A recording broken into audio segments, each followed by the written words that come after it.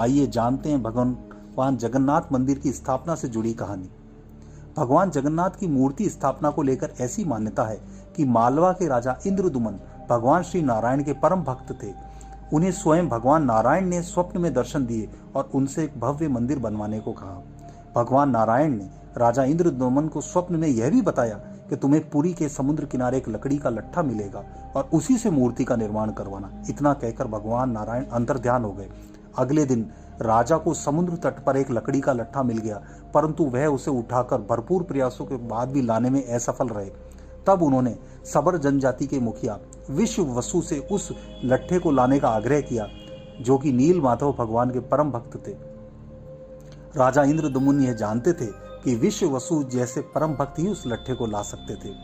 पर अब इंद्रदुमन के सामने यह प्रश्न था कि मूर्ति का निर्माण किससे करवाया जाए। तो पुराणों में ऐसा लिखा है कि स्वयं विश्वकर्मा भगवान एक वृद्ध मूर्तिकार के रूप में उसी समय प्रकट हुए और उन्होंने मूर्ति बनाने की इच्छा प्रकट की। राजा ने भी उन्हें मूर्ति बनाने के लिए हामी भर दी, किंतु वृद्ध मूर्तिकार ने एक शर्त रख दी कि वो इस कार्य को 1 महीने में पूर्ण करेंगे, परंतु साथ ही यह भी है कि एक बंद कमरे में कार्य किया जाएगा और इस दौरान कोई भी उस मंदिर में झांकेगा नहीं, न ही उसमें प्रवेश करेगा।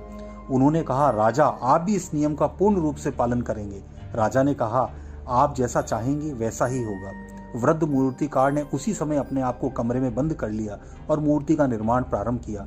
फिर अंत में महीने का वह आखिरी दिन भी आ गया, किंतु कमरे के अंदर से किसी भी प्रकार की आवाज नहीं आ रही थी। राजा को शंका हुई और उनके दिमाग में कई सवाल उठने लगे। क्या हुआ? अब तक तो मूर्ति बन जानी चाहिए थी। आखिरकार राजा ने अपने शक को दूर करने के लिए सभी शर्तों को अनदेखा करते हुए दरवाजा खटखटाया और अंदर झांक कर देखने लगे। जैसे ही दरवाजा खुला, राजा को वृद्ध व्यक्ति कमरे में नहीं मिला।